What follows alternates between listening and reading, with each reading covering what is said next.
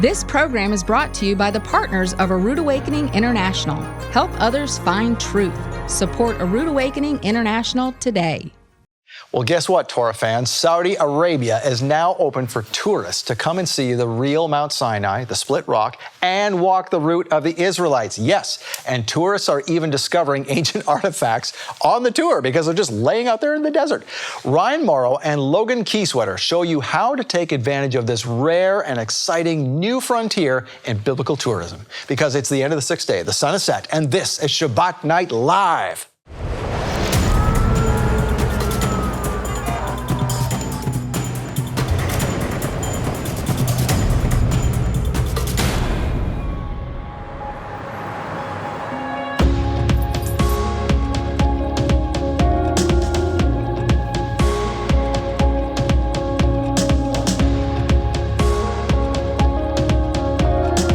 As they take this message out into the world. Well, Shabbat Shalom, Torah fans. Welcome to Shabbat Night Live with Michael Rood. So, here's the dilemma. You want to see Israel. You want to tour it, but there's no one who can give you a tour like Michael Rood, right? And Michael's not doing tours right now. So what if there was another tour opportunity that was so new that tourists themselves are discovering artifacts that prove the Exodus, like right on the tour? So tonight, you're going to learn how you can take a guided tour of the real Mount Sinai with Ryan Morrow and be one of the first in the world to do it. And while you consider that it's the fourth Shabbat of the fourth biblical month on the astronomically and agriculturally corrected biblical Hebrew calendar. There it is on the screen. And let's talk more about tours with David Robinson and the one and only Michael Rood. Thank you, Scott. Thank you, Scott. So, Michael, when you did tours, and we hope you'll do another one, the tours would go to places that, you book a tour of Israel with anyone else, they're going to take you to some weird places. Yeah, but the Church of the Holy Peter, where Jesus had his first office. Oh, wow. What a catch. Oh, my That's gosh. beautiful. Yeah, it's a tourist trap. And so you can go to the real places, though. And the Mount Sinai is one of the real places. You can go there and touch history. That's absolutely right. And we have a piece, speaking of which, if you ever come to the studios here, we have a piece of the real Mount Sinai here. Mm-hmm. And I've shown people, I don't know if you've ever tried this, Michael, when you take that rock that was given to us by someone who had actually been there from the top of Mount Sinai, it's burnt on the top, right? And you turn it over and it's not burnt, obviously. That's a telltale sign right there. But if you rub that burnt part on the top and then you smell the rock, you can smell the smoke. You can smell the smoke. Wow. Oh, that's the smoke of God. It is. It's absolutely amazing. It gives you chills to hold that hand, that rock in your hand. I remember the first time I held it, I was just like, wow. Me too. I did the same thing. I just got chills all over my body when I first held it. So imagine that. So that's just a little artifact in our office. Imagine going to the actual spot. And now, can you actually bring, like if you're on a tour and you find something sitting over there and grab it, can you bring it home? What was the rule in Israel? Well, you can, but you have to do it stealthily. You pay off a few authorities, and then you'll be good. See, it's okay to smuggle biblical artifacts, right? Yeah. It's okay. No, and that was just, it's kind of funny, but you talk about how, places you aren't supposed to go on a tour. Right. I know, Michael, you took people to places you weren't really supposed to go either, and you had some friends that let you in, right? Yeah, we went to a lot of places you're not supposed to go. That's how you know you're getting some real stuff. Absolutely. And you know what, speaking of the real stuff, so yeah, Ryan takes you to the real Mount Sinai. That's just the beginning. It's not like Sinai and that's it. He'll take you to Elam, the Red Sea crossing site, like everywhere, the split rock, everywhere. Oh, yeah. It's so amazing. we've been on this journey with a lot of different scholars that go to Sinai. Is it safer now to go there? Yes, it is, because the Saudi government has opened things up to tourists, and they are actually, ironically, here's the irony of it all. Those folks over there who are very, the Muslims who are very serious about their faith and keeping true to their faith, they consider that area very sacred, and they've guarded it. They've made sure that no one has touched it. So ironically, the folks who don't believe in Yehovah have protected the artifacts that prove the Exodus, which is just, the way God does things. It's, it's so he works ironic. in mysterious ways, right? He does, yeah. And because of that, Ryan says that when people go over there, the locals are very proud of that area. They're very pleased and proud of themselves that they have kept this pristine, and they want to keep it pristine. And the urgency is that Ryan says that the city of Neom, that is being built around there, it is going up, and you can see cranes in the distance and all this type of thing. So he says, if you want to see Mount Sinai in its pristine condition, you better go now, because there's a mega city being built up around it, and they are literally building ski slopes. Is this going to be like a Dubai? It's Dubai on steroids. Oh, really? Yes, Wow. and there's going to be there's even going to be ski slopes. I said skis. I asked him. I said, "Well, ski slopes. What do you mean?" In Saudi Arabia, he said, "Yeah, they're going to have fake snow, and you're going to be skiing basically around Mount Sinai." Oh my gosh, that's crazy. So, and they have all kinds of other crazy things going on, but it's going on. It's not a theory. They are building it. It's happening now. Yeah, this is what Jim and Penny Caldwell said, that they are going to be doing this, but we didn't realize it was going to happen as soon as it did. But you can go there right now and be part of the Exodus experience. Absolutely, yes. And it's there on the bottom of your screen. There it is, MountSinaiTours.com. It's as simple as that. Go there. I think you're going to be pleasantly surprised. Folks are surprised in general that like you said, David, is it safe to go to Saudi Arabia right now? And he says, yes, if you're going with a sanctioned tour, the Saudi government will make sure you're protected. Nothing's going to happen. The locals are proud of the place. He says it's safe as any other tour anywhere else. Good. I mean, because some of the pioneers that we've worked with through the years, they've had. Speaking of Jimmy and Penny Caldwell, stories. as Michael just brought up, I mean, they would risk their lives. They'd work at the oil place during the week, and they went there for 9 years. Yeah, and now it's available for people, ordinary people to go. Right. But he had to be an oil field engineer with Saudi Aramco to get there. Right, and I remember him telling stories of they would take jerry cans, like 20 gallons of fuel, and just pack it on the back of this Jeep, go into the desert where there's nothing for hundreds of miles, risk their lives, and just hope they had enough gas to get back.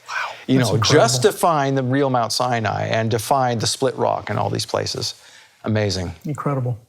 Yeah. So, David, we have a gift in front of us there. I think we're going to let the commercial do the talking. This is our love gift that we do every month, but it's centered around revisiting John 3:16, a special teaching that Joe Kovacs gave to us to help support the ministry. When you support the ministry with a gift of $50 or more, Michael says, hey, you know what? I want to give something back to you.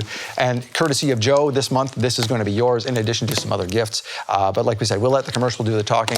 David, Michael, thank you for joining us today. Thanks, All right, so Saudi Arabia is now open for tourists to come and see the real Mount Sinai, the Split Rock, and walk the route of the Israelites. And tourists are even discovering ancient artifacts on the tour. And one of them could be you, because you can go, you can do this.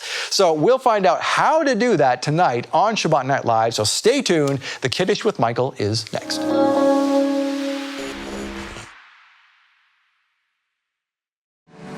John 3:16 is arguably the most famous verse in the Bible. But are we misinterpreting it?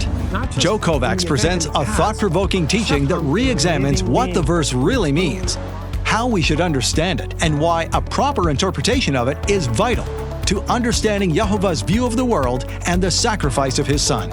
He can't be telling us, don't love the world and the things of the world, and also saying that, well, God loves the world so much. They're just completely contradictory. And the key to understanding this verse is the very simple short word, so. Revisiting John 3:16 with Joe Kovacs will challenge your assumptions about the true message of Yehovah's Word. And it's our gift to you for supporting A Rood Awakening International. Donate a $50 love gift and we'll send you Revisiting John 3:16 with Joe Kovacs on DVD or Blu-ray. Or donate $100 and we'll send you Revisiting John 3:16, plus a beautiful silver-plated pendant necklace featuring the Shema in Hebrew letters. Or donate $300 and we'll send you the teaching, the silver-plated Shema necklace, plus this dazzling Shabbat tablecloth and matching challah bread cover, inlaid with artwork from the menorah, the Kiddush cup, and the words Shabbat Shalom in Hebrew. These gifts are a limited time offer from Michael Rood to thank you for your support. Make your donation today and receive the $50 gift, the $100 gift, or the $300 gift. These special gift collections are available only in July, and supplies are limited. So make your donation today and receive these exclusive thank you gifts from Michael Rood. Call 888-766-3610. That's 888-766-3610. Or get your gifts online at monthlylovegift.com. The Chronological Gospels Bible is changing lives all over the world, putting everything the Messiah did in exact chronological order and explaining the behind-the-scenes truth of what the Messiah did, when he did it, and why. The timing of it all means everything. And now, the Chronological Gospels can be easier on your eyes. The larger print edition features 40% larger type, and every page appears exactly the same as the original, so you can follow along with others who have the regular size version. The Chronological Gospels larger print edition also has wider margins to write notes, and the premium quality paper means you can highlight without soaking through. Plus, the larger print edition lies flat, so you can teach without having to hold the book open. The Chronological Gospels larger print edition is a big and beautiful coffee table book, measuring a full 12 inches tall and 9 inches wide. Study the Bible with clarity and ease. I love the size of this book. This is 9 by 12. The paper is perfect because it doesn't bleed through when I write on it. I can mark it up, and I always make notes in all my Bibles. Everything is the same place as it is on the smaller version, and I can just stand back and I can teach from it, and it's the perfect size. I pray thee, of whom speaks this prophet? Order the Chronological Gospels larger print edition by phone or online. You'll get 40% larger type than the original. Call 800-788-7887. That's 800-788-7887. Or get the Chronological Gospels Bible larger print edition online at aroodawakening.tv/large.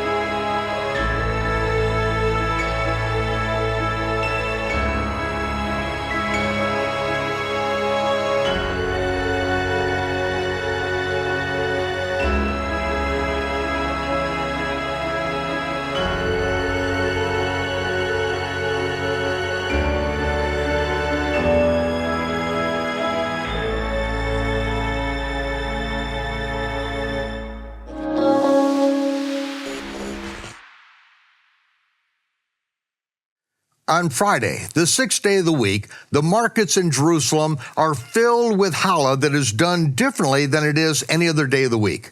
On that day, the challah is covered with honey, and it is covered with raisins, because it is a shadow picture of when the Messiah reigns upon the earth in the Sabbath day or the Sabbath millennium, when life on earth will be sweet.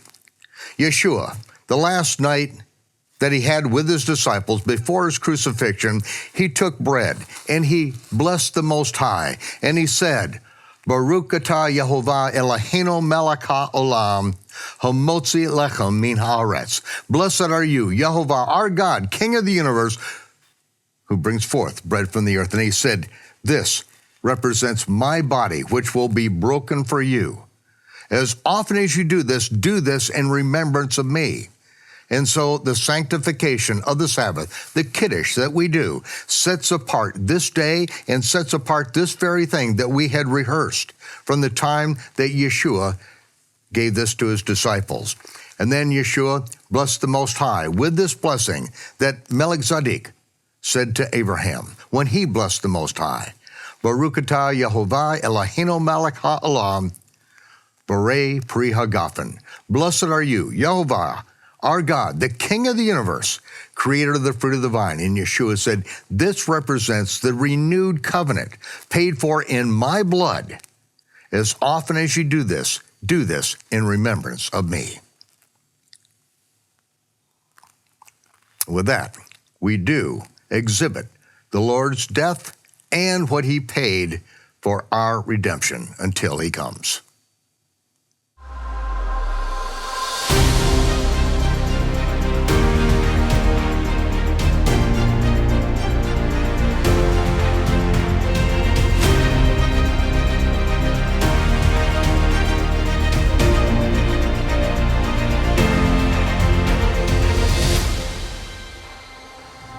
If you've ever heard about Mount Sinai, you know that there's this amazing amphitheater effect in that area. And we would not have known about that had we not spoken with our guest, who is back to tell us more about that area and someone else he's brought along too. Please welcome Morrow and Logan Kiesewetter. Thank you so much for having us. Yeah, thank you. Thank you for being here. Yes, so I understand. We wanted to have you back because I understand there's a whole bunch of new information we have never shared here before about Mount Sinai. We're going to talk about all kinds of things on this series, and that's why we have you both up here. And so it's really exciting to know that the new things you're doing with Mount Sinai, and there's even reaction from Iran about some of these things, of all things. Mm-hmm. So go ahead, tell us what's been happening lately with you guys and what you've been doing as far as Mount Sinai goes. Sure. It's been a crazy couple of years. As some people might remember, I debuted Finding the Mountain of Moses, which you can watch on YouTube right here on this program. So we debuted it and really didn't know what the result would be. And now I'm very blessed, honored to say that we've had over 8 million views. Wow. And by the way, that came with about $20 of advertising. So it wasn't like we just funneled in tens of thousands of dollars. 8 million organic. That's also because we went on the Glenn Beck show, the radio show, to announce that it was now on YouTube once it became available. So we debuted it here, but then announced it was on YouTube on Glenn Beck's show. It's now airing on Newsmax TV quite a bit. It's been covered by TBN, CBN, some hostile foreign media outlets that we'll talk about. And altogether, because of the donations that we received, we've been able to translate it into over 42 languages. Oh, wonderful. And so that's why we've been able to get such a high number of hits, is because we have the English version, the Spanish version, but also Arabic and Farsi. And so we're actually seeing a regional impact now in the Middle East as a result of this. And many, many Saudis have learned about the sites in their own country from this film. Wow, amazing. So now tell me, first of all, was Logan with you when we first had you on the show? No, this is his first time. Okay, so Logan, how did you, before we turned the cameras on, you told me about your story. Yeah. But tell us your story, right from the rock band days and everything. How the heck did you manage to get up on the stage here today? Yeah, so to make a very long and crazy story short, I grew up Christian, and then high school, college, kind of started falling away from the faith. And then after the college years, I played in a punk rock band for 3 years. There's lots of tattoos beneath this suit that you can't see. So played in a punk rock band for about 3 years and was living kind of a crazy worldly lifestyle and kind of hit rock bottom and felt called to come back to faith because I had that foundation. But I didn't just want to come back to faith. I wanted to not just believe in God, but I wanted to know that he was real. Because when you grow up in high school, you're told all sorts of things in school. So I wanted to be able to refute that and have a solid, firm belief and a knowledge of God's existence. So that set me on, and all glory to God for that, because I truly believe he led me on a journey. But that started all sorts of research into science and archaeology and history, confirming the Bible. But I feel like when you're kind of seeking truth, I think God opens doors to other things too. And that led me to the Messianic community and the Torah observant community, which led me to a Rood Awakening. And so it's actually because of a Rood Awakening that I'm sitting here with Ryan today, because your guys' ministry is who introduced me to him. I saw his film debut back in 2018 in your Hanukkah special. I reached out to him, asked if he needed any help with anything. One thing led to another, and then he brought me on the team. Oh, wonderful. Okay, now you guys are doing some amazing stuff because, as you mentioned, now this has had over 8 million views online. Yeah. 42 languages. 42 languages, And yeah. One of the places, obviously, if you're going to be translating into Arabic, is Iran. Has heard about this. I mean, if you're going to translate it, there people are going to react. And so you were telling me as we were talking before the cameras came on, something that Iran had a reaction about this. Yeah, all the bad guys did have a reaction to it, which is kind of what you want. So basically, when we debuted it on, or announced that it was on YouTube on Glenn Beck's show, he said it was a game changer for mankind, which was awesome to hear, but he meant it as a positive thing. The Iranian regime, the Muslim Brotherhood, the Houthi terrorists in Yemen agreed that's game-changing, but they felt it was a negative thing because it's pro-peace. They feel that the Mount Sinai theory of it being in Saudi Arabia is very good for peace. They don't like peace. They like war. And so they felt and actually put some propaganda out there saying that we are part of a Zionist plot with the Saudis, because apparently the Zionist Jews and the Saudis are in cahoots now, and also in cahoots with the Antichrist and satanic beings. And so what they're saying is that this is part of a satanic Jewish Saudi American plot in order to enable Israel to try to conquer Saudi Arabia. Now, that all sounds crazy to us, but for the radical jihadists in Iran, and the Muslim Brotherhood also condemned the film, that's their reality. They're constantly looking at their own end times prophecies and saying, how do we apply it to today? And so when there's a big revelation or a big event in their mind, such as, oh, wow, Mount Sinai is actually in Saudi Arabia, they're going to interpret it not just through a political lens, but through an apocalyptic end times prophecy lens. And so some of them said that it's all just false, that they disagreed with us, obviously didn't provide any evidence because these aren't intellectual thinkers, but they said, all right, this is just made up, and apparently I'm Jewish, apparently I'm Israeli, and I came together with the Israelis to make this up. But then others actually said it's true. Which I found to be really interesting, that the evidence is so persuasive that those who most want to debunk it gave up on that front. They said, no, it's true, but it's part of the Antichrist plot. And they still don't like it. Because the Antichrist is a thing in Islamic end times prophecy. So in their depiction and their understanding, that's what we are. So we're a part of it. Oh, I see. But it was amazing, too, because in Finding the Mountain of Moses, you interviewed that former jihadist who said that they all knew that this was the real, that Jebel El-Lawj, Jebel Makla was the real Mount Sinai. And here you have another, like, actual radical regime, one of them confirming that belief. So it was really powerful. It was really exciting. Well, even in that same area, I mean, we're not talking about a bunch of Jewish folks living in that area. It's the Bedouin living there, or correct me, whoever they are. They speak Arabic. They're Muslim, I guess, for the most part? They call it the Mountain of Moses. That's just right next door to them, right? Absolutely. Wow. Even in our recent trip there, which we'll talk about here in a little bit, in our recent trip there, even they were calling it Jebel Musa, and the split rock, which we can talk about, they called it Sakra Musa, which in Arabic is the rock of Moses. So some really exciting stuff. Now, speaking of trips, so now you were telling me also that now some restrictions have been lifted somewhat for people to actually go there. And you had mentioned that Joel Richardson, when he was here, mentioned that you guys were doing the first trip ever of Christians to the real Mount Sinai. And apparently that went well, and you're doing it again?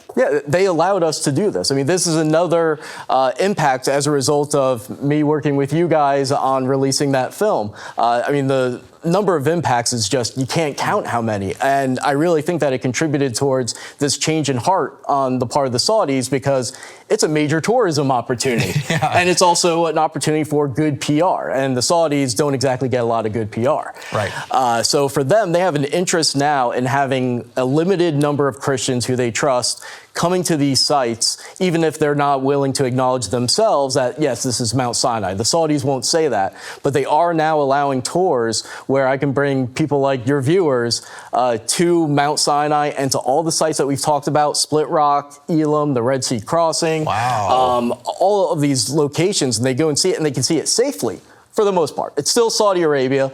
there's some people who aren't going to like you, but we haven't had any violent incidents or anything like that. So it's actually safe to go. Sometimes the police will be there ensuring that everything goes well. And that's enabled us to do additional footage.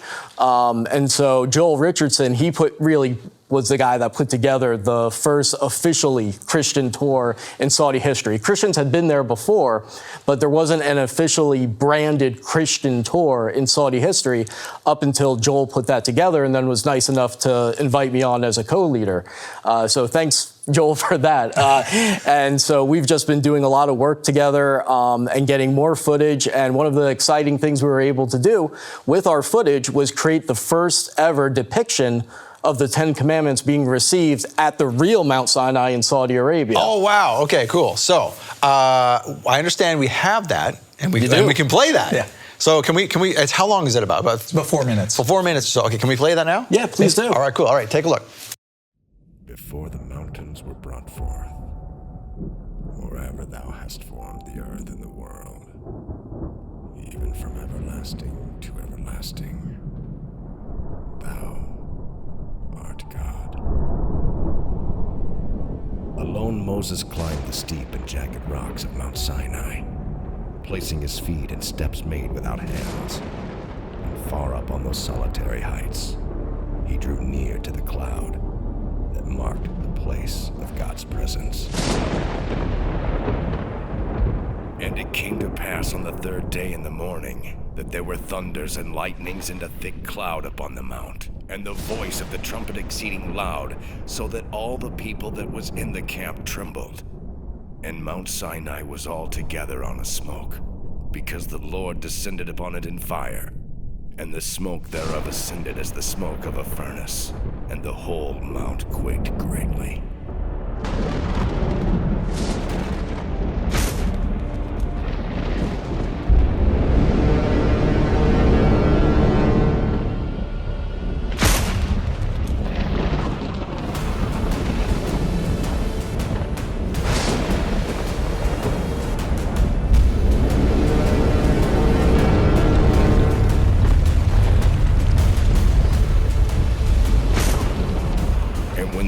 Of the trumpet sounded long and waxed louder and louder.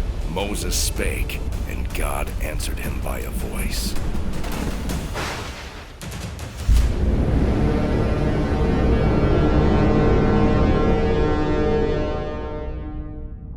I am the Lord thy God, which have brought thee out of the land of Egypt, out of the house of bondage. Thou shalt have no other gods before me. Thou shalt not make unto thee any graven image, or any likeness of anything that is in heaven above, or that is in the earth beneath, or that is in the water under the earth. Thou shalt not bow down thyself to them, nor serve them. For I, the Lord thy God, am a jealous God, visiting the iniquity of the fathers upon the children unto the third and fourth generation of them that hate me, and showing mercy unto thousands of them that love me, and keep my commandments. Thou shalt not take the name of the Lord thy God in vain, for the Lord will not hold him guiltless that taketh his name in vain. Remember the Sabbath day, to keep it holy. 6 days shalt thou labor and do all thy work. But the seventh day is the Sabbath of the Lord thy God. In it thou shalt not do any work, thou, nor thy son, nor thy daughter, thy manservant. Okay, that's cool. That's cool. We got Moses at the real Mount Sinai. This is better than the 10 Commandments back in the day. So this is great. Okay, so you guys went over there, and now I understand it's even easier to go over there. Is that right? Yes, it's true. So when we went, this was actually our first trip back to the mountain. March of 2022 was our first trip back to the mountain because COVID restrictions ended up shutting tours down for a time. Okay. But we got back there, and one of the coolest things of all is all the COVID restrictions have now been lifted. Oh, wow. So you no longer have to have the vaccine. We didn't even have to wear masks on the plane or anything like that. So no vaccine, you don't have to have a vaccination status, and all the other restrictions have been lifted. So anyone and everyone that wants to go to Mount Sinai can go there and see these sites for themselves in person. So what do you need? Like if you just have an American passport, is that enough, or what do you need to go over there? Yeah, just your passport. You need to get the e-visa, which is really easy to get, and we can handle that for you. And then you just basically bring yourself and have a good time and be ready to see the Bible like you've never seen it before. You'll be able to read the book of Exodus and actually envision these things happening. Oh, wow. And so I know, Logan, one of the things that you mentioned to me was how everything's bigger in person. Like on video, you think that you have a good understanding of these sites, but when you actually are there, it's much more dramatic, the events. It doesn't do it justice, right? Oh, big time, big. So this was my first trip to the mountain. It was my first trip outside of the United States. So hopping on a plane and going over to Saudi Arabia, it was amazing. It was a miracle. Everything really lined up for me to be able to go this time too. Yeah, so that's another story, but it was amazing. But going over there and seeing these sites in person, it is so much bigger than you think. Like I remember totally geeking out and losing it when we pulled up to the Split Rock, because you could see it in the distance. You know, we're in the car and I'm like, oh my goodness, there it is. And like, I got my camera and I'm shooting video from in the car. But when you pull up to it, like everybody talks about how it's on this big hill and then the rock itself is huge. But walking up to it and just seeing it in person, like, I don't even know, I don't have the words to do it justice. Like, it was amazing. And we climbed the Split Rock too, and we got photos and videos of that we can share with people. Climbed all the way up the hill, got to the split, stood in the split, and while I was up there, I actually shot a little video for the Caldwells and ended up sending it to them. Because we were actually close to the anniversary of when they discovered the rock, when we were out there. And then climbed through the split and down the back side of it. And there's actually an Arabic inscription up there that was carved on a rock that I got all excited about because I didn't know what it was at first. Took a picture, the guide said, oh, that's Arabic. But climbing up there and seeing that in person was amazing. And then the golden calf altar too, the petroglyphs on there of the bulls and the cows are huge. Like, I knew they were big, right?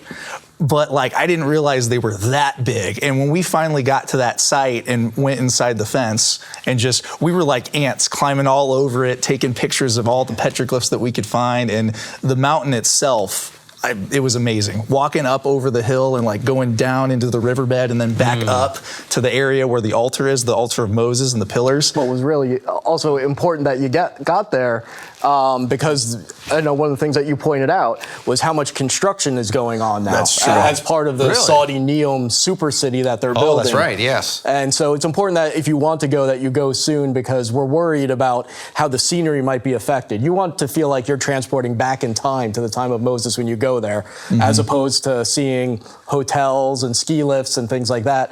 So, and they're trying to build that as quickly as they can, unfortunately. So make sure people go. And just to make the plug, it's MountSinaiTours.com. You can go there to sign up for a tour or get notified when we have one become available, and hopefully some Rood fans will come and hang out with us. And not even a vaccine needed or nothing like that? Nothing like that at all. Yeah, this is great. So now you mentioned going inside the fence. That was another, I mean, you get over there and usually, Caldwells have told us, okay, you can't go here, you can't go there, sneak a camera through the fence, pieces or something like that. But so you could just go right in there now? You can, with a licensed Saudi tour guide. For sure, yeah.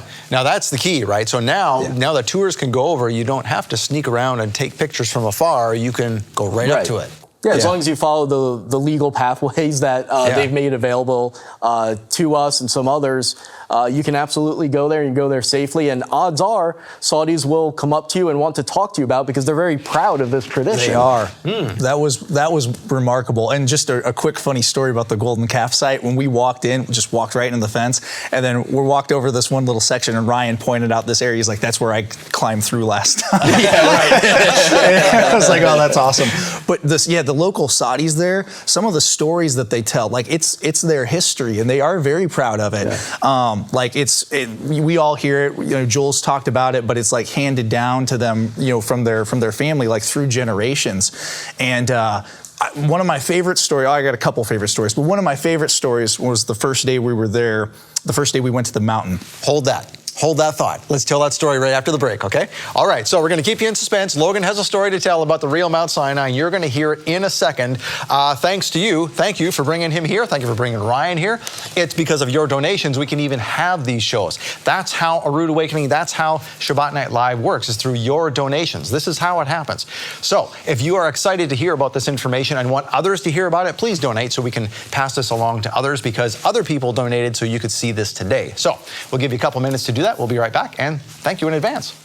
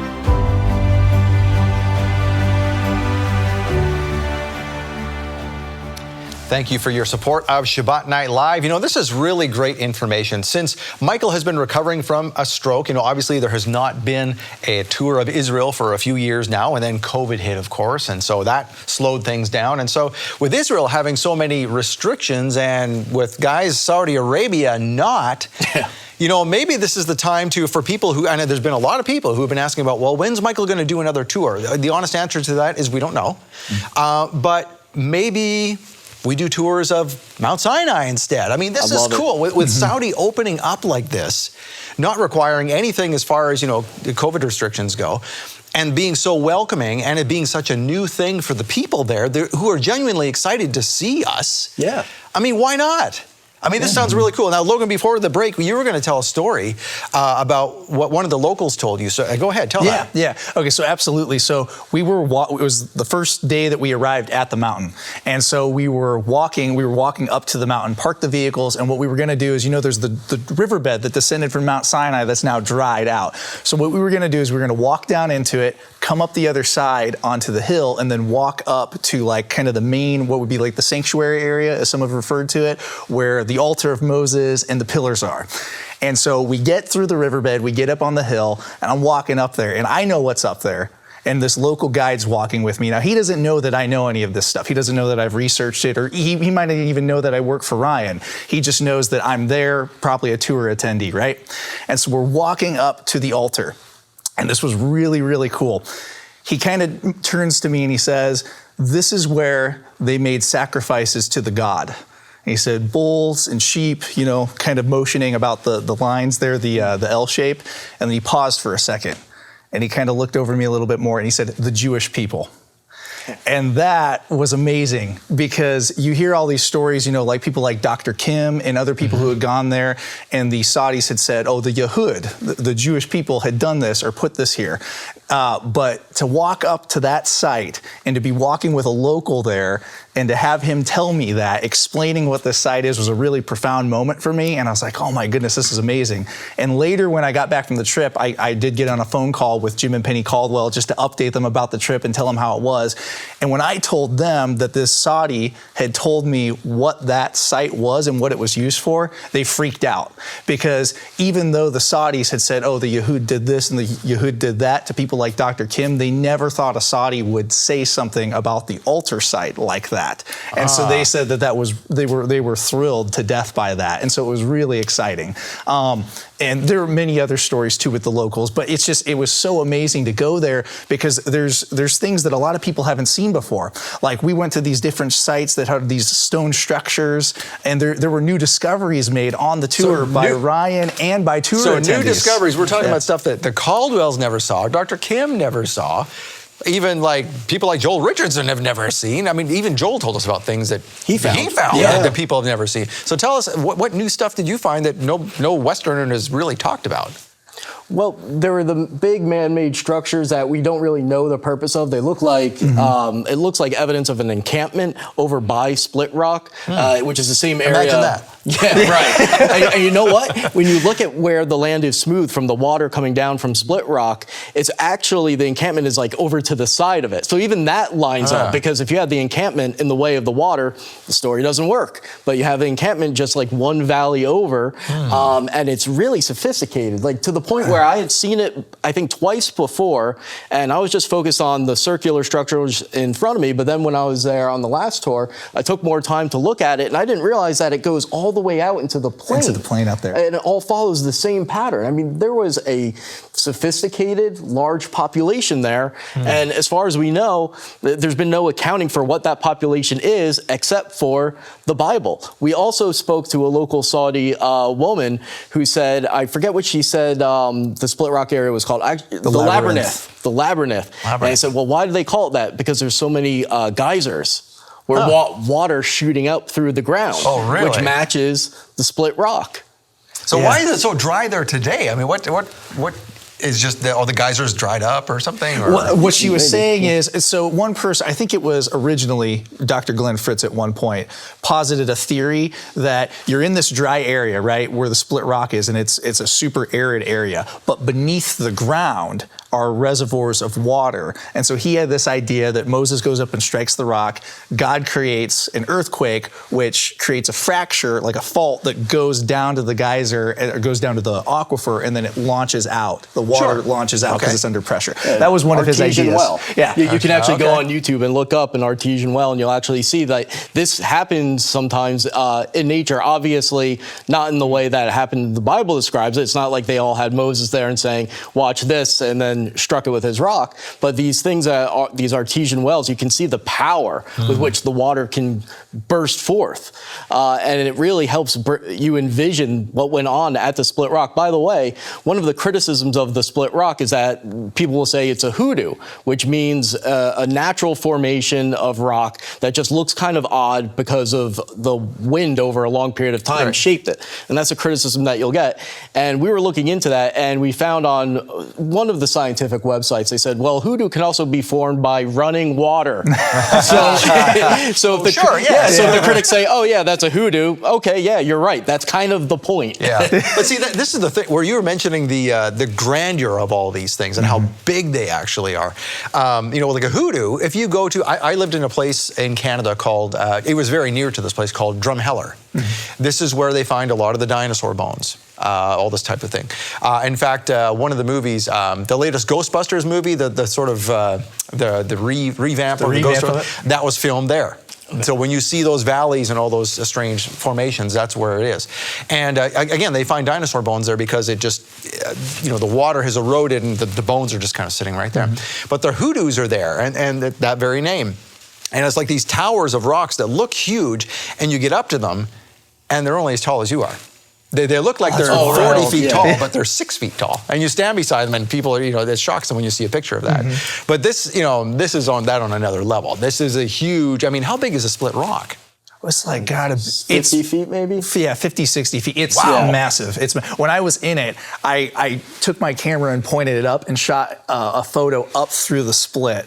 And it was amazing. And there were a couple of guys ahead of me. Like a lot of the tourists, we all climbed up the rock, and you're walking there too, not to detract from that, but when you're walking there and you talk about the smoothness of the rock and it looked like water eroded it, like it's amazingly smooth. It's striking when you're walking up through these channels. Can people tell that, maybe you guys don't know the answer to this, but can they tell if it's water erosion, or could someone argue, no, that's just wind erosion and there was never any water here?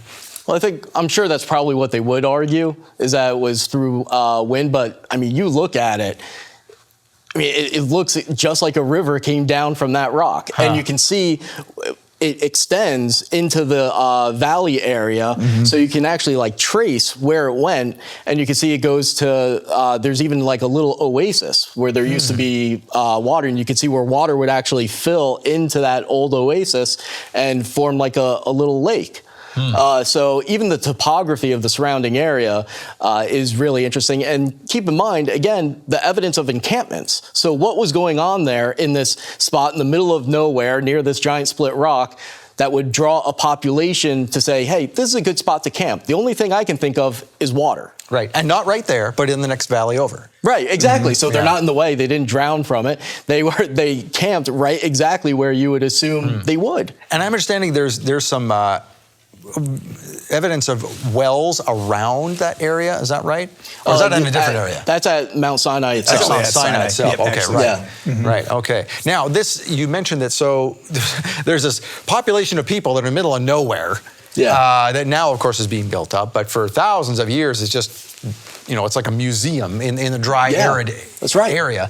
But you were saying to me that the Israelites, their story fills in the blanks where people are saying there's Egyptian influence. Yeah. Can we get into that? So tell me about that. Yeah, so what's really interesting is that when you look at the chronology of the history of the area, you don't get a lot of answers about what would make up a huge nomadic population. So you mentioned the wells at Mount Sinai. Well, what population was there? You don't really get an answer, but it was a massive population. How does a massive population disappear? They obviously were moving around. But we were looking at some scientific literature the other day, and we came across this article talking about how they think there was ancient Egyptian influence in northwestern Saudi Arabia, and that's why this upgrade in skills happened. But now they're saying something like, well, we think it was just built organically now because of a change in the dating method. And what we're saying is no, that increase in capability that you're seeing, it was Egyptian influence. And if you change the dating, guess what it lines up with? The Exodus. Specifically the second millennium BC. And the Exodus falls right in the midpoint of the second millennium BC, right? 1446. Yeah. And so it's right there. And it's not just that too. I mean, you have these different scientific articles that are talking about nomadic populations leaving inscriptions or nomadic populations leaving stone structures. Now the dating is heavily debated and they give wide dating ranges. But like Ryan was saying, what if those gaps can be filled by a population that comes into the Arabian Peninsula that most scholars are neglecting and not even considering as a possibility because they want to shove them over here in the Sinai Peninsula, right? Well, it's the same thing that happened with Tim Mahoney, right? Everybody says, oh, there was no Exodus because when we dig here, we don't find anything. And of course, with Tim's movies, now we see that you're looking in the wrong era. You need to look in the right era and you will find what you always thought was there. And on the flight to Saudi Arabia, they actually had a show about archaeology because they're making a big deal out of the fact that there hasn't really been archaeological work done in northwestern Saudi Arabia or Saudi Arabia at all. And so that's an important attraction for them to now broadcast. We're allowing archaeology come to our country now. And one of the things they showed were all these really sophisticated man-made structures all throughout the northwest of Saudi Arabia where we think the Exodus occurred. And they basically said in the show, we don't know what population did it or even necessarily why. And there was all speculation about what they were, but the fact that they're conceding that there was some massive population that's nomadic that came into the country and then apparently left is a pretty big concession, a pretty big clue as to what's going on there. And I think you are seeing a movement in the Saudi psyche towards accepting the Exodus theory. And I'm referring to more academic circles. Of course, the locals already accept it. And each trip that we take over there, there's usually something new. And the one big thing that Logan pointed out to me were the signs by the caves of Jethro. So we're going to show some video now so you can get an idea of the area that we're talking about. It's an area called Al-Bad in Saudi Arabia. And local tradition holds that the caves you're looking at are the caves of Jethro. So it's not all bad. Right. Yeah, good dad joke. Bad dog tail. I need a drum set. Sorry, continue. So, but the critics would say, well, if you look at the carvings on the outside of the caves, they're Nabatean style, which is true. But caves can be used by different populations over time. And so what Joel Richardson and myself and others would argue is that with the tradition being so strong there, I'm sure that the local population, the Midianites, stayed at those caves, but it was still hard to argue with that academic consensus. But this last trip, we went to the caves of Jethro, and there were new signs put up. And what they said was, dating back to around the time of the Exodus, Midianites were staying in those caves, the caves of Jethro. And, Jethro is a Midianite. Yeah. It moved in our direction as well. Wow. And the other thing that's really interesting about that area, right by the caves of Jethro, is an old well that the locals refer to as the Well of Moses. They believe that's where Moses met the daughters of Jethro. So that's another site that you sometimes don't hear about as much because it's not as visually stunning as the other sites at Mount Sinai. So you hear about Split Rock, you hear about Elam, all these amazing things, but there's all these smaller sites as well that enable you to really retrace the path of Moses, and people can go there and see it. It's actually a major tourist attraction, the Well of Moses, but us in the outside world just never heard about it until now. And they have a sign there that actually calls it the Well of Moses. There's a sign, like the Saudi archaeological sign there says Well of Moses. And it was exciting. It was really cool to walk, because I know like you got really excited when we saw the signs at the caves of Jethro, because here it is. It's a vindication of you and Joel and others who have argued in favor of this, that now this sign says, yeah, the carvings are Nabatean, but the caves date back to the 2nd millennium BC, and they were used by the Madian tribe, which is the Midianites. And so it was really exciting to see. And yeah, Ryan, some of these other littler sites that might not be, like you said, as visually stunning, they hold tremendous historical significance. Like what, for example? Well, just the fact, like you were talking when we were at the caves of Jethro, or when we were at the Well of Moses, sorry, how you could see the caves of Jethro in the distance far away, and you could see how the communication between like Moses and Zipporah went, and then how it led to him going to the heartland of Midian where the caves were, and you could kind of see that story come to life. Yeah, because that was the only well in the area. Yeah. So of course you would meet the daughters of Jethro there. It just all makes logistical sense. There's also sometimes new discoveries on the tours themselves, and we actually did just have one. So Logan studies Proto-Hebrew very intensely, among virtually everything else. Like if Wikipedia became a human being, it would name itself Logan Kiesewetter. and so that's the reason that I work with them. But when we're over by the Split Rock in a different area than where the previous Proto-Hebrew inscriptions were known to be, you were just filming something that looked like some sort of man-made structure. We don't really know what it was. And I was looking down, I looked next to your foot, and there was a Proto-Hebrew inscription there. Oh my goodness. We were basically. So these things come to you essentially. Right. We were right there. And there were other stone structures in front of us. So what we were standing on kind of looked like, you said, maybe something man-made, but there were several man-made structures in front of us. And so I'm just totally oblivious, right? I'm standing here with my camera on my phone, and I'm just filming these structures. I'm like, oh, that's so cool. Ryan's standing next to me. He's like, hey, Logan, is that an inscription? I look down at my foot, and I'm like, dude. And I like totally freaked out. And you said didn't you say you were not even considering mentioning it first? Yeah, because you see there's so many rocks that have little scratches on it just from seismic activity. And there's so many people on the tour that will think every single rock is an amazing archaeological discovery because that's what you want to find, and it's really exciting. And really, honestly, you never know which rock would be an amazing archaeological discovery. That's like finding a dinosaur bone. Oh no, that's just a piece of wood. It's a chicken. Yeah, right. It's a chicken bone. Yeah, it's somebody's wings from last week. Yeah. So I saw it and I was like gonna say something to you, and I was like, nah, I'm sure it's just another one of those randomly scratched rocks. And then I did say something to you, and then you yelled dude, and it like echoed off of the walls around, off the valley around Split Rock. It was exciting because we looked at this rock, and it's a 3-letter inscription, right? And it's in the Proto-alphabetic characters, the really ancient script, right? And not to go into a huge history of it, but if you're familiar with Tim's films, the Patterns of Evidence films, the second film is the Moses controversy, where they talk about these inscriptions that are over in Egypt, right? They call them the Protocyaninetic Inscriptions, and they're known to be Semitic, and all scholars will accept that. They're known to be Semitic, and they're known as the world's oldest alphabet, right? What the debate now is what Semitic people group invented them, and there's powerful evidence that it was the Israelites in Egypt.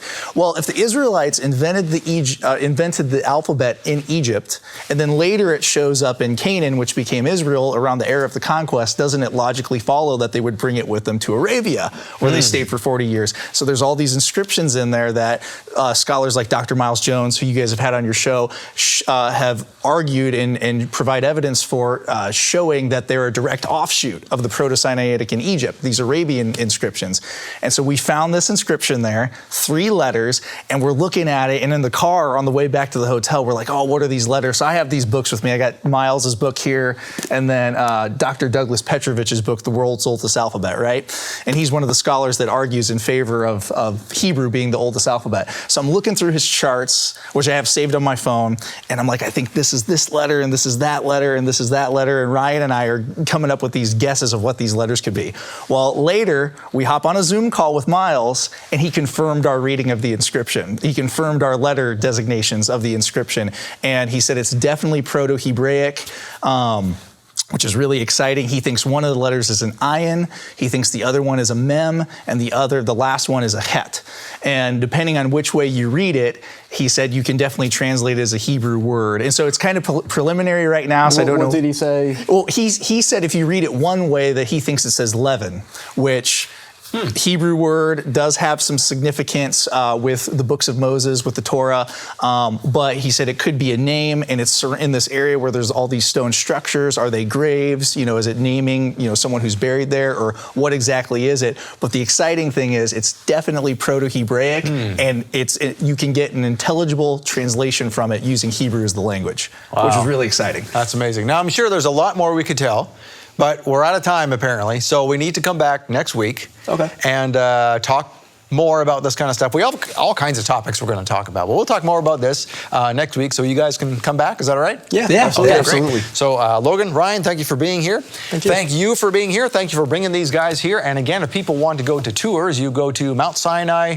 Tours.com. There you have it on the bottom of your screen, MountSinaiTours.com. Listen, if things are not opening up in Israel, why not go over to where the Israelites came from, through Saudi Arabia, through the real Mount Sinai. You can see it now. There's no restrictions. Christian tours are welcome. You might as well go with these guys. They know all about it. So there you go. There's the information on the bottom of your screen. Book a tour. Why not? See the place where the Israelites came from through the real Mount Sinai, and now we can actually see it. How exciting is that? So while you book your tour, we'll see you next week on Shabbat Night Live. Until then, Shavua Tov. Shalom, Torah fans. Give this video a thumbs up and share it with a friend.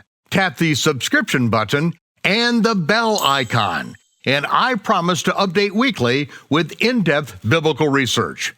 Be sure to download the new michaelrood.tv app for both mobile and home devices for even more commercial-free content.